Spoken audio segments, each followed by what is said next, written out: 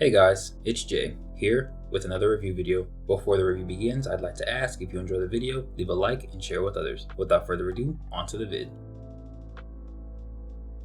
The episode begins with Reed and Abijah, as well as their hands looking solemnly. Reed then looks towards a saddened Tevin, who is with his girlfriend, as well as Brandon, and says, they've been through far too much for their ages, seeing things soldiers like ourselves have only recently been able to digest. Perhaps Leo Thomas understood something we didn't, because his sons are more than well equipped. One of them stood tall against that elusive bat, and where were we? Amara says they cannot be hard on themselves, as they are not omnipresent, and that the shadow has been targeting this group, adding that Master Leo Thomas must have foreseen it, as they have been prepped. Mikhail and his hand then walk in, as he says now is the time when they need Leo Thomas more than ever. Reed then thanks him for coming. Mikhail then says he shares in Reed's grief, and as GodTiers he cannot shake the feeling that they have failed him. He questions if the younglings have been doing their job, or are they just never in the right place. He then wonders why Veal keeps coming back to Trinidad when it is such a small island. Abijah says Leo Thomas defeated Cain on its soil, and that his son by inheritance still thrives there. Alice cuts in and questions what has become of Shay. She says grief breeds rage, and that she must ask if he is even stable, but Mikhail tells Alice enough. Reed then says, it is all right, Lord Olieta. She is within her rights to be concerned. Truth is, we lost sight of him 2 days after the death of Lord Hemlock. The Elder's mantle is in full effect. However, this morning I received intel. There is a mountain that has been burning for 2 days. We believe Lord Hart to be mourning there. I thought he wouldn't be able to contain his grief, but he hasn't moved. I'm of the opinion he's waiting. Someone questions that, and Reed continues, for the brother he has lost to be finally put to rest, the funeral of Lord Hemlock, which leads to the reason I called this meeting. The funeral is today. All lords should be on high alert. Consider what may happen when the sun draws too close to the earth. Mikhail then follows up by saying, noted, Lord Haven. We will pay particular attention to the actions Lord Hart takes in response to his loss. Additionally,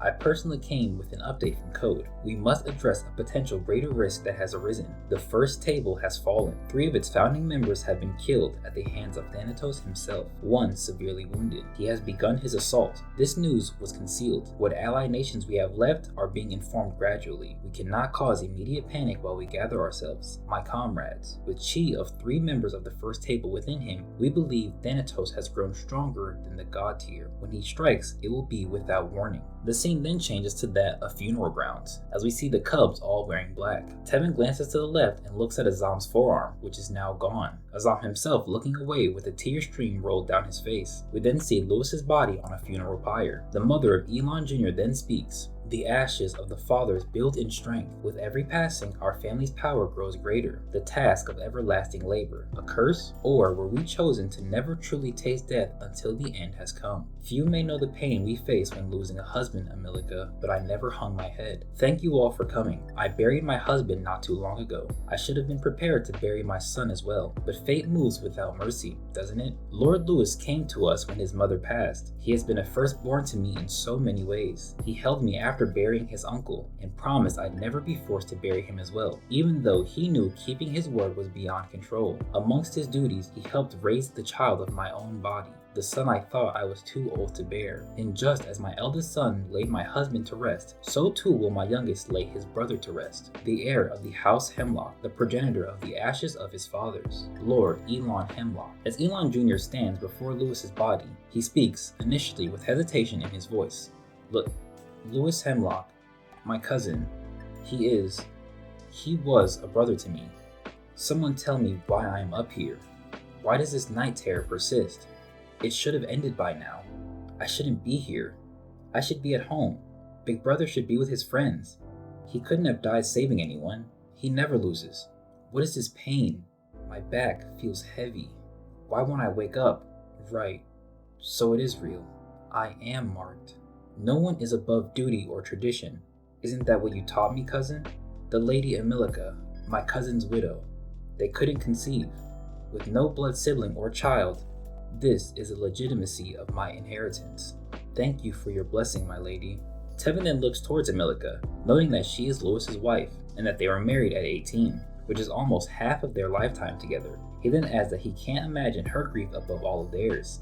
Elon drops a torch on the pyre and asks Lewis to guide him. The pyre is set ablaze, as we see Lewis's body begin to be consumed by it. Elon then uses ash retrieval, which manifests all of Lewis's ashes in his own visage. Elon sees this, and the ashes form in front of him, as if Lewis was standing there. They then absorb into the opening on Elon Jr.'s back, and when it finishes, a hand pats him on the back, as we see the spirits of Lewis and Elon Sr. behind Jr. We then pan to Azam, who is shedding a tear. Tevin looks down to his right, but then up to where Shay is, saying, "You should be here where I'm standing. Your sister needs you right now. But I guess the way you see it, this is just another one of your failures, isn't it? Another time you weren't quick enough, when you couldn't finish things the way you wanted. If only you would believe me when I say this was not your fault, brother." We then go to 3 hours later, with Andrea opening the door to where Shay is. She says she figured he'd be here, and that she felt his eyes on them during the funeral. She says they would have loved it if he was there, but there's no pressure, and only when he's ready. She places a hand on him and asks how he is. She then says she knows he loved him, and that they all grieve in their own way, but they need to see him. She adds that Tevin is trying his best to keep them together. Shay says nothing, and Andrea questions this. She then places her arms around him, and says she will share the silence with him. Shay is crying, and Andrea says he must be getting the flu, and that however he chooses to respond, she's with him.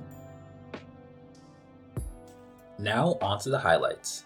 First, let's start by looking at the GodTier's conversation and what Amara says about them. She says they are not omnipresent, which is a very important statement because while the GodTier may be seen as demigods, which is said by the child Gaki during his initial clash with Abijah, they are not higher dimensional beings. They cannot be everywhere, know everything, or do everything. Even the Great Four during their time may have been seen as gods, but Ilios makes it a very clear point to say they are not. Mikhail adds to this by wondering if they are just never in the right place, and if they were omnipresent, this wouldn't be a concern of his, so keep in mind they are still mortal beings. But this begs the question of, what do the GodTier actually do? We are told by Brandon in episode 49 that the GodTier have their own specific assignments, and this is affirmed by Aldrich in episode 67, when he says that guarding the life and death boxes is Bjorn's code task. Bjorn even adds on to this by saying they wanted Kevin to guard the boxes, but the moon base needed its own protection, making guarding the moon base Kevin's assignment. This is also mentioned by Ian in episode 46. We are also told by Joanna in episode 46 that Vatic moves the entire island of Patmos daily, making the protection of the island his assignment. But outside of those three, we have no idea what the others' assignments are. We can at the very least assume where they were originally shown to be in season 2 has something to do with their assignments, but considering how different things have happened through the course of this and last season, those assignments have changed for some of them. And this coincides with Brandon saying they cannot move on to the next without completing the one they have. Episodes 141 and 142 should suggest that Reed and Abijah were assigned to face Veal, or were directly stationed in Trinidad, with Reed likely being chosen due to Aldrich wanting him to monitor Shay since he sees through the eyes of a father, and Abijah being able to fly, having been to Trinidad in the prior season, as well as face a Gaki, makes him a good candidate to be there as well. And Mikhail is likely there because of what he said he'd do in episode 128, with him saying he would be executed in Shay's place. So if Shay does something during this time that would be worthy of it, Mikhail could be a witness to said actions. This still leaves the others, but the only one that's relevant right now is Kofi. Brett mentioned on Twitter a while back that he was the star of this season, yet we haven't heard him talk since episode 128, even though he was also in episode 132. This makes me wonder what his assignment could be,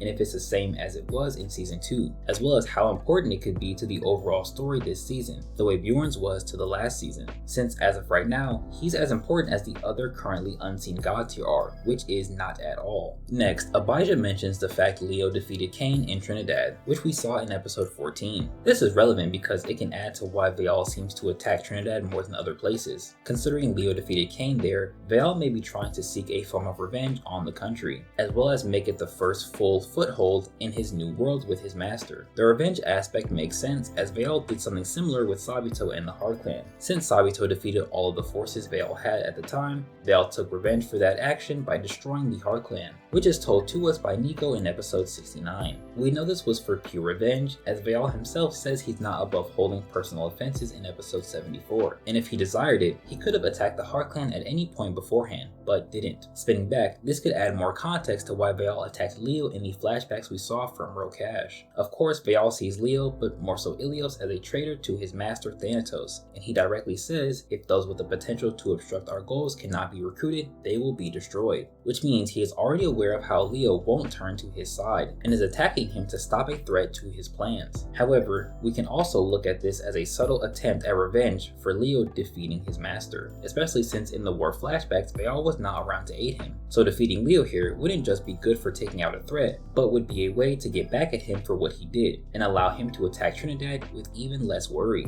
Taking this further is also as to why Veal keeps track of the cubs. In the flashback, Veal makes a comment of the student when Rokash shows up to aid Leo. This should imply that Veal is aware of what Leo does as the owner of the Red Ember Gym, which means years later he would be just as aware of Leo training the wolf pack. We know this has to be the case because he has Kaguya test them while they are staying at the Hemlock mansion, as well as monitoring their fights with Rokash. He was also aware that Lewis and Tevin were not in Trinidad, but that Azam and Yukiko were, and you can also imply he knew Shay was in Greenland since kidnapping him was their backup plan. In the flashback, Veal also makes a comment on how he cannot have Leo's kin running free. And if we take Abijah saying Shay is Leo's son by inheritance, as well as the fact Rokash referred to the cubs as the sons of Leo in episode 38, then Veal's statement could apply to them as well. And considering Veal tested them in season 1, fought Shay in season 2, and nearly killed Azam while actually killing Lewis this season, adds to this point. Next, Mikhail makes two really important statements. The first is his mention of the fact that 3 of the first table members are dead, while 1 is severely injured. This statement suggests that Junie is alive and made it back to Code HQ, as only she could spread this information to the proper individuals. We also have to keep in mind that it has been 4 days since Lewis's death, which is implied by Reed, so it only makes sense for Junie to have made it back to Code in that time. Mikhail also mentions this news was concealed, so most individuals don't know about it, and that means Shay doesn't either, which if he did would probably push him further over the edge. The second important statement is the fact that they believe Thanatos is now stronger than the GodTier,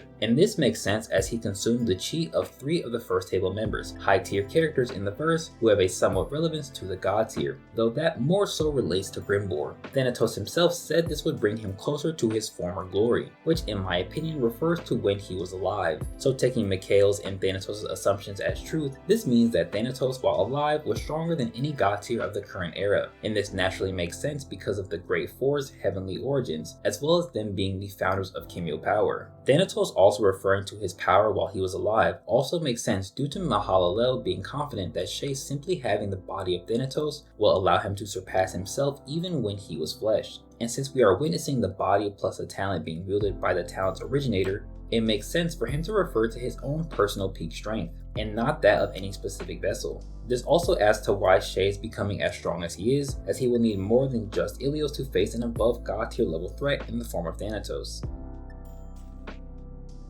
Now I want to take a look at Shay. I originally wasn't going to talk about Shay's actual mourning, however I did realize something. Shay's flames have a small tendency to be tied to his emotions. As we see in this episode, Shay's flames are burning the top of a mountain, as that is where he is choosing to mourn Lewis's death. Shay has great control over his flames, though his emotional state may lead this control to wane to some degree, and thus he chose to mourn far away from others. We do have other instances of Shay's flames being tied to his emotional reactions to things. In the previous episode, when Lewis actually dies, a torrent of blue flames is seen destroying the surrounding area, with Shay's facial expression being shown just before, with it bearing the notion of sadness and frustration. In the season 2 finale, Mahalalel has to stop Shay from letting what he is seeing cause his flames to burst out, as Shay witnesses the bodies from the stadium incident, as well as Azam cry over the loss of Joanna. We see his anger rise and build up, just before we actually see flames begin to spawn from his eye. And if Mahalalel didn't stop this, that building likely would have been destroyed by Shay's fire, with a similar visual to that of the building explosion last episode. In episode 105, Bjorn dies, and though no fire is present, we are still shown a similar effect to that of the season 2 finale, with the darkened aura emanating from Shay. He is also already in war state, so there could be a subtle internal heat being built up, and though it is different, the first time Shay enters Ilios state seems to trigger an emotional response, leading to him shedding tears over Leo's death. These examples should show how to some capacity Shay's flames are connected to his emotions, so his constant burning of the mountaintop makes sense as his flames are responding to his immense sadness. Next, let's look at a small parallel between Shay and Azam. Last week I covered how the two will parallel each other in mentality, as well as how they share the feeling of loss. But we also see Azam has lost his arm. This was going to happen as Azam in episode 135 was attempting to cut it off. He also says to William that his his bones have shattered, and the splinters mean it cannot be salvaged. This likely means the prolonged use of his arm after it was bitten by a zombie's bane caused his fractures to worsen, and while over time it could have healed, it still would have been a lengthier process, which would likely cause him to have to be out of the fight, and Azam does not seem like the type of character to be okay with that, so he simply let his arm be removed. This parallels Shay, as he will eventually lose his arm as well, and not only is it the same arm, it is borderline the same placement as well. This only adds to how similar the two will end up being during the Ronin time period. Another very notable thing to look at is how Shay was not actually at Lewis's funeral. This simple thing further shows his disconnect from the Cubs, as in contrast he was present for Elon's funeral in season 1. At said funeral, Shay was a part of it, as he lit the torch that was used to light Elon's body in place of Leo at Lewis's request. It would have been very symbolic and an almost literal passing of the torch moment if Shay had done the same thing for Elon Jr., but his immense grief does not even allow him to be physically present at the funeral. This may be because he feels he failed another family member and doesn't deserve to be around those he loves. This failure to protect another is something that Tevin points out and is a consistent sentiment with Shay, especially when it comes to Leo's death in season 1, as he expresses regret for not staying at his side. And even though Bjorn sent him away for his own safety, Shay likely felt a similar feeling with his passing as well, and may have felt staying by Bjorn's side to fight Veal would have led to him still being alive. And just like those two, Shay was not there when someone else he loves fought for their life. This leads to Shay shouldering the weight of Lewis's death and make him feel responsible for it, which is something he expresses to Andrea in episode 115 when it comes to the deaths that occurred during the Greenland War. And all of this directly goes against what Lewis wanted for him, as he told him the burden is not his alone to carry. Yet it is so ingrained in Shay's character to see the things that occurred as his fault for not stopping them and hold the pain it causes in. This leads me into his interaction with Andrea, as she is likely the only person Shay would allow around him at such a time. And this makes sense as they are engaged, but it makes even more sense when we look at episode 27. In Shay's grief over losing Leo while he is entering Ilio state, he tells her that this is his pain and that she can't help him. Yet she endures the heat of Ilios because she has a 5% and is able to comfort him. This scene is a very good contrast to that, as while Shay clearly wants to be alone, his soon-to-be wife is the only one who can be in his space and bring him any sort of comfort. This is extended further by the fact she doesn't force him to speak and says she will share the silence with him. This reminds me of Job chapter 2 verse 13, where his friends sat with him and said nothing for 7 days and 7 nights, but simply sat with him in his suffering, which is what Andrea is doing here. And lastly, I want to look at aspects of the Hemlock family. Some of Elon Jr.'s dialogue actually confirms something Brent mentioned in the Q&A, and I will likely be playing that clip right now. Why did Luis get the Hemlock talent instead of Uncle Elon, since he seemingly didn't have one, when after Elon died, his son, Elon Jr., would be next in line? I'm absolutely confused by that question, but I think what you're saying is, how come Uncle Elon didn't get the talent but Lewis did? Is because Elon was already a grown adult at the time Lewis was born, so the talent will transfer to Lewis as the firstborn son, because the son kind of replaces the brother. If that makes sense. Like, let's say I have a talent and I don't have a son, I have a brother. My brother will get the talent if I die, but if I have a son, my son gets the talent and my brother he gets nothing to add. You know what I mean?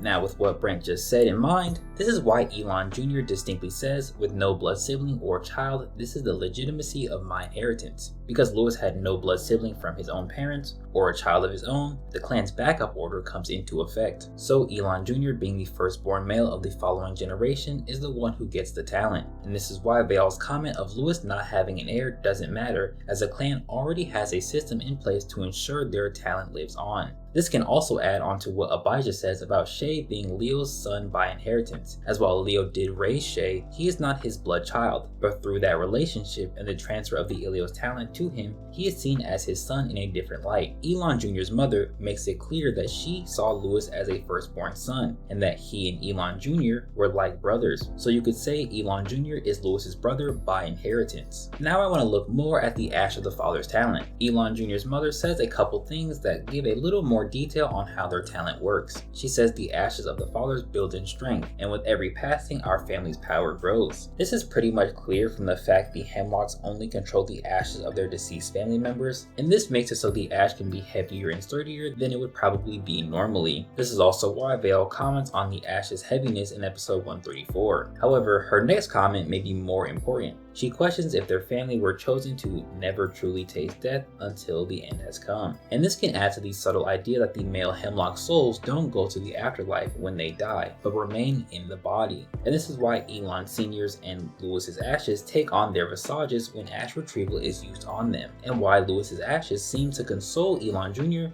before they are absorbed. The definition of the word soul adds on to this, and this should mean that their immaterial essence is now one with chi and ash. Now I have brought up some of this idea in my 136 review, as Lewis in that episode says his loved ones live within his chi, and Elon Jr.'s mother's statement makes it seem as though not a part of their soul is within the talent like I had originally said, but the whole soul in its entirety. This very concept should add to how Ash of the Fathers is similar to that of the Thanatos talent. Now the Thanatos talent can interact with souls. It can then use the soul it takes in to fuel itself, giving it more access to the chi of the ether. And of course, this is why the talent has infinite potential, as the ether has no limit. The Ash of the Father's talent is similar to this, as it takes in the soul of a Hemlock member through their ashes, adding that soul to their chi's weight. And it could be implied that said soul adds to the very chi of the talent, meaning like Thanatos, the Ash of the Father's talent can continue to grow. And Elon Jr.'s mother's first statement that I mentioned earlier should add on to this. If this is all true, then I believe it is possible that the Thanatos talent, while being the progenitor of the psychic type, is also the origin point for the range control and control types as well. The control aspect comes from the fact that Orion possesses no active talent of his own, which is similar to how Thanatos initially describes himself. Both talents also allow the user to directly interact with a talent, and though we know such a thing for Thanatos kills the user as seen in episode 55, it's possible something similar happens when Orion uses his ability as well. Though if you disagree for Thanatos being the reason these types exist, it still makes a lot of sense for him to be a direct reason these types of talents work in the way they do. Now the last thing I want to look at is the blue spirits of Elon and Lewis, and the difference between them and the gold ones we've seen. This is now our fourth time seeing this phenomenon, as the first time was with Elon and the rest of Lewis's ancestors during the funeral, and the next two times were with Sabito showing Hisame's past users. The thing that separates these appearances from that of the golden hued ones is the mention or showing of a clan's relationship with its talent. Right after Tachi mentions the Heart Clan in Hisame is when we see the past users of the talent behind Sabito, and when Veal says Sabito should bring the rage of his clan, we see the same users a distance behind him.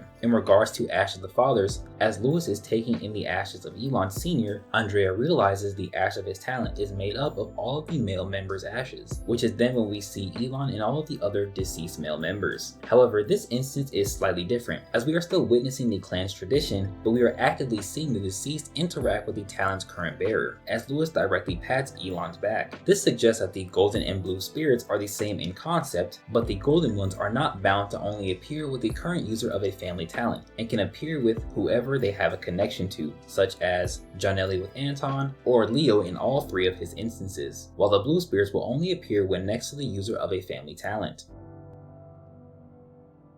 To end things off, I want to say, I feel this is a good follow-up episode to not just the previous one, but to the prior events as well. And with that, I mean the mention of the Pillar's defeat. This is a sort of episode that has to happen, as we needed to see Elon Jr. perform his family's tradition. And with this came a slower change in pace to the series, which is welcomed. A couple smaller things to look at would be how Shay's pose is reminiscent of that of the famous Lucifer painting, which should help show his descent and fall from grace. Anakin also does something like this as well, so this shows the inspiration from Star Wars also. There's also another part of Shay and Andrea's relationship that may go unnoticed, as she says however Shay chooses to respond, she is with him, which helps reinforce the vow Shay made to Andrea, but from her point of view instead of his. There's also the final picture that was put at the end of the episode, which a close friend of mine has referred to as the good timeline. I'll probably do a collab video on this subject in a what if format, but it is very cool to see the main cast with their respective partners and spouses, as well as Yukiko still being forced to train during the festivities. And lastly, for the comments of the week, I would like to put a spotlight on Killer B789, who wrote, "In ash and in death we are one. For only the living mourn, and the next generation walks upon the ashes of the legacy of those who came before. It is them who shall inherit what the ashes become the foundation for. Rest in peace, Lord Hemlock, King of Ash. I honestly don't feel the need to say anything about this one, as it represents what the Hemlock family does with their tradition. But anyway, that's the video, guys. Let me know what your favorite part of the chapter was in the comments below, as well as how you feel about the things I mentioned in the highlight section. Don't forget to read the actual episode for yourself, and be sure to like it as well. And I will see y'all in the next one.